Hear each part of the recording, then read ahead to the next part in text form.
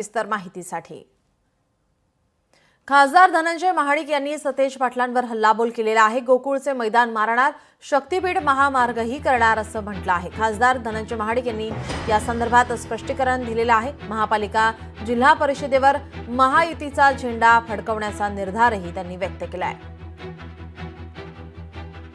महायुतीचं सरकार राज्यामध्ये आहे, एनडीएचं सरकार केंद्रामध्ये आहे।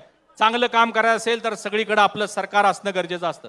म्हणून येणाऱ्या महापालिका आणि जिल्हा परिषदमध्ये आपली साथ हवी आहे। त्याच पद्धतीनं गोकुळ दूध संघाचं मैदान सुद्धा पुढच्या वेळी आपल्याला मारायचं आहे। खासदार धनंजय महाडिक यांनी स्पष्ट केलेलं आहे। सतेज पाटील यांना त्यांनी टोला लगावलाय। महापालिका जिल्हा परिषदेवर महायुतीचा झेंडा फडकणार असा विश्वास त्यांनी यावेळी व्यक्त केला आहे। इतरही बातम्यांचा आढावा घ्यायचा मात्र